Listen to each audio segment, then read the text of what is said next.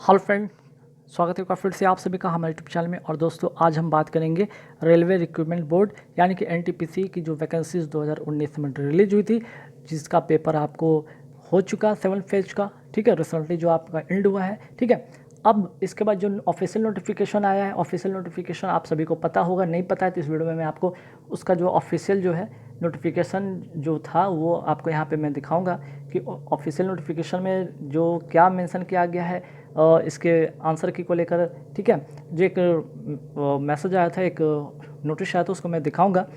और साथ ही साथ बात करेंगे कि कल आपका जो है 16 तारीख है। ठीक है, 16 अगस्त है और कल आपका आंसर की रिलीज़ हो रहा है। ठीक है, आप सभी को नहीं पता है तो ऑफिशियल नोटिफिकेशन में ये बात कहा गया है कि railway recruitment board CA number 1/2019 for non technical popular categories NTPC। ठीक है, उसका जो है यहाँ पे आंसर की कल फाइनली रिलीज़ होने वाला है। ठीक है, किस समय होगा?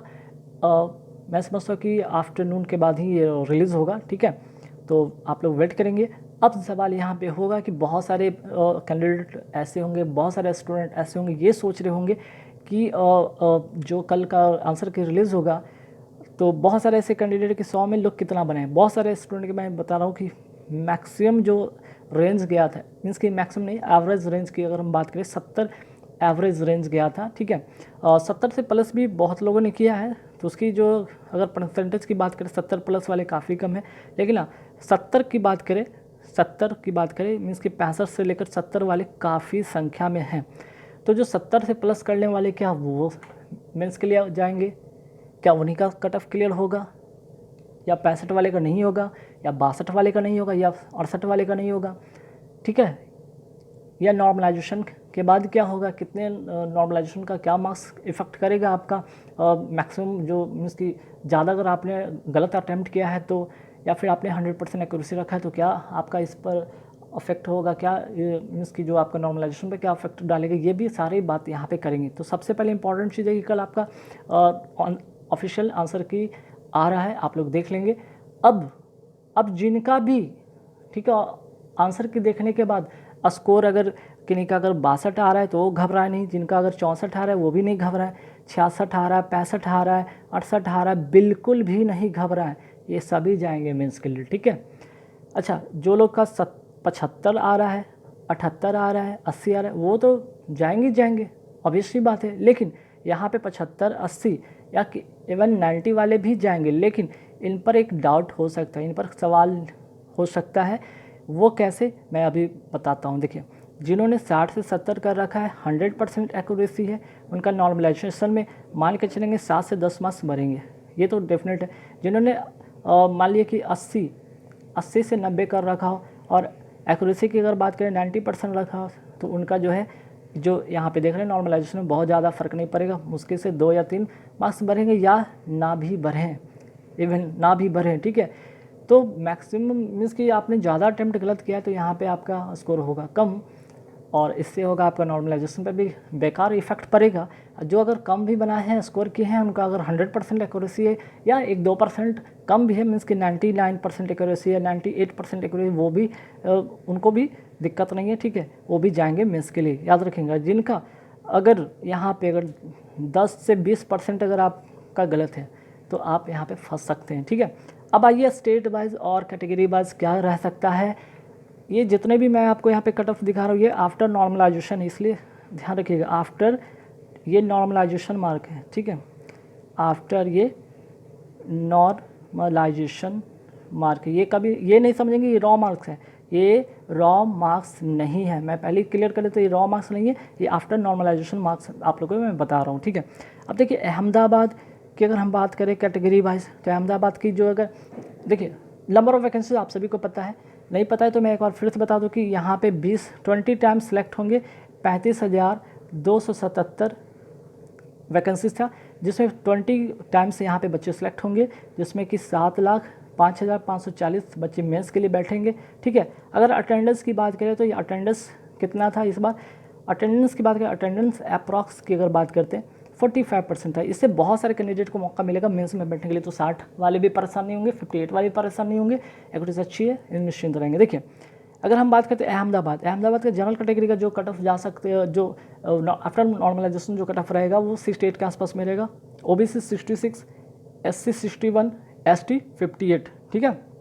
अजमेर वाले देख लें, उनका भी सेम रहेगा, ठीक है, उनका भी सेम रहेगा, इसमें कोई फेरबदल नहीं है। और जनरल की अगर बात करें 68 के आसपास में, ओबीसी 66 के आसपास में, एससी 61, एसटी 58, ठीक है।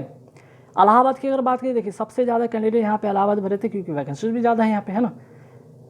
सेकंड वैकेंसी सबसे ज़्यादा थी कहाँ, मुंबई में, तो याद रखिए सबसे ज़्यादा वैकेंसी यहाँ भी थी। तो यहाँ पे अगर जनरल कैटेगरी की बात करें तो 70 के आसपास में कट ऑफ देखने को बनेगा, ओबीसी 68 के आसपास में, एससी 62 के आसपास में और एसटी 58 के आसपास में कट ऑफ देखने को बनेगा, ठीक है। आते हैं बेंगलोर की तरफ बढ़ते। बेंगलोर में अगर कट ऑफ की बात करें, जनरल कैटेगरी 68 के आसपास में कट ऑफ देखने को बन सकता है, ओबीसी 66, एससी 61 और एसटी 58 के आसपास में देखने को बनेगा। आते हैं भोपाल की ओर, रुक करते भोपाल का अगर कट ऑफ की बात करें तो जनरल कैटेगरी से 66 के आसपास में कट ऑफ जा सकता है, वहीं ओबीसी की बात करें तो 64 के आसपास में कट ऑफ जा सकता है, एससी की बात करें तो 58 के आसपास में कट ऑफ जा सकता है और एसटी की बात करें तो 55 के आसपास में कट ऑफ जा सकता है, ठीक है। अब आइए आगे बढ़ते हैं, भुवनेश्वर को देखते हैं। यहाँ पे भुवनेश्वर की बात करें तो जनरल कैटेगरी से 68 के आसपास में कट ऑफ जा सकता है, ओबीसी 66, एससी यहाँ पे 61 और एसटी 58 के आसपास में कट ऑफ जाएगा, ठीक है, लगभग। बिलासपुर की बात करें तो बिलासपुर का जनरल कैटेगरी 66 जा सकता है कट ऑफ, वहीं अगर हम बात करें तो ओबीसी का 63, एससी का 57, एसटी का 53। चंडीगढ़ की बात करें तो चंडीगढ़ का 69 के आसपास में कट ऑफ रहेगा, वहीं ओबीसी की बात करें तो 66, एससी की अगर बात करें तो 59 और एसटी की बात करें तो 56 आसपास में कट ऑफ रहेगा। चेन्नई की माने तो यहाँ पे 65 के आसपास में कट ऑफ रहेगा, वहीं ओबीसी का 63, एससी का 58 और एसटी का 54 के आसपास में कट ऑफ रहेगा, ठीक। आते हैं गोरखपुर की बात करते हैं। गोरखपुर में जनरल कैटेगरी का 69 के आसपास में कट ऑफ देखने को बनेगा, वहीं अगर हम बात करते हैं ओबीसी का 66, एससी का 59 के आसपास में कट ऑफ रहेगा, वहीं अगर एसटी की बात करें तो 56 के आसपास में कट ऑफ देखने को बनेगा। आते हैं गुवाहाटी पे। गुवाहाटी में कट ऑफ 65 के आसपास में देखने को बन सकता है, ओबीसी का 63, एससी का 56 और एसटी का 53 के आसपास में कट ऑफ देखने को बन सकता है। आगे बढ़ेंगे कट ऑफ में कौन कौन से स्टेट में और क्या कट ऑफ जा सकता है। तो देखिए गुवाहाटी तक हो गया था। अब आते श्रीनगर जम्मू श्रीनगर में 63 जनरल कैटेगरी का देखने को बन सकता है कट ऑफ, ओबीसी का 61, एससी का 54, एसटी का 51। कोलकाता की बातें देख, कोलकाता भी बहुत कैंडिडेट का फेवरेट यहाँ पे जोन रहा है, कोलकाता से अगर भरे तो वो भी पैनिक नहीं होंगे। जनरल कैटेगरी 66 के आसपास में कट ऑफ रह सकता है, वहीं 64 रहेगा आपका ओबीसी के आसपास में रह सकता है, एससी का अगर बात करें तो 58 और एसटी का 55 के आसपास में कट ऑफ रह सकता है। मालदा की बात करें तो जनरल कैटेगरी का 64 के आसपास में कट ऑफ रह सकता है, ओबीसी का 62, एससी का 55 और एसटी का 52।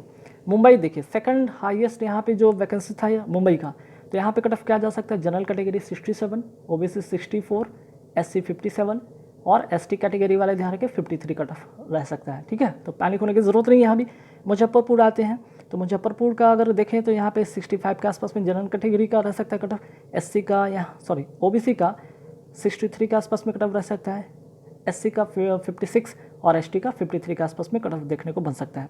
पटना की बात करते हैं तो पटना का 69 के आसपास में जनरल कैटेगरी का वैकेंसीज करें कि कट ऑफ रह सकता है, ठीक है। ओबीसी का 66, एससी का 59 और एसटी का 56 के आसपास में कट ऑफ देखने को बनेगा, ठीक है।